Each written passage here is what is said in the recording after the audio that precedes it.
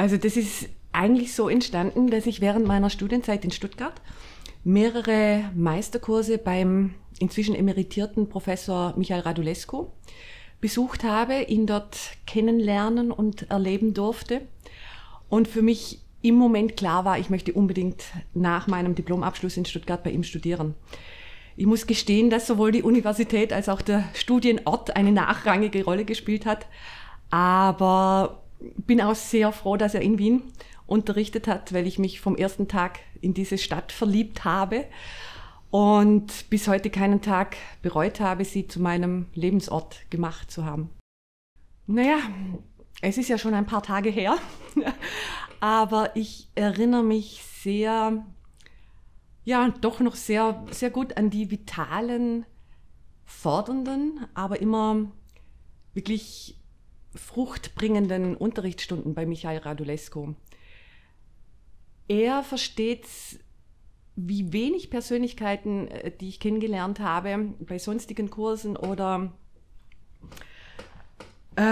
auf Konzertreisen oder sonst was, er hat es immer gut verstanden, einerseits auf höchstem künstlerischen Niveau zu arbeiten und andererseits als hervorragender Pädagoge zu arbeiten. Er hat jeden Einzelnen von uns exakt dort abgeholt, wo er war und ihn bestmöglichst begleitet, gefördert, unterstützt. Er war für uns mehr als ein Lehrer. Er war ein starker Begleiter, ein Mentor. Für mich bis heute ein wunderbarer Freund. Andererseits erinnere ich mich aber schon auch, dass die Studienzeit für mich doch in gewisser Weise sehr anstrengend war. Da ich kurze Zeit nach Studienbeginn schon einen Lehrauftrag am Institut Oberschützen der Kunstuniversität Graz erhalten habe und wiederum kurze Zeit später auch die Orgelklasse des Josef-Haydn-Konservatoriums in Eisenstadt übernommen hatte. Das waren in Summe, ja, das waren 32 Stunden, was ich unterrichtet habe. Das waren 4 komplette Unterrichtstage. Noch dazu die Fahrzeiten nach Eisenstadt, nach Oberschützen.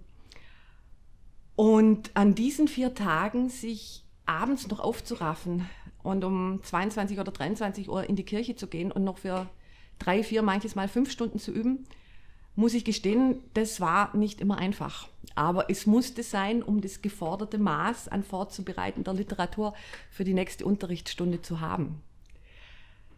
Aber ich erinnere mich auch in der Studienzeit an eine wunderbar aufregende Zeit. Ja, ich kam her aus dem Schwabenland, habe die Stadt für mich entdeckt, viele neue Freunde gefunden und auch einen neuen Lebensrhythmus. Und dazu hin eben die Erfahrung als einerseits noch Studentin, junge Professorin zu sein. Ja, es war eine wunderbar aufregende Zeit. Ja, da kann ich gleich anknüpfen. Ich habe für die Zukunft der MDW, aber auch für jede Ausbildungsstätte, die Musiker ausbildet, den Wunsch, solche Persönlichkeiten, solche Professorinnen und Professoren einzustellen, die einerseits auf höchstem künstlerischen Niveau arbeiten, die aber andererseits auch hervorragende Pädagogen sind.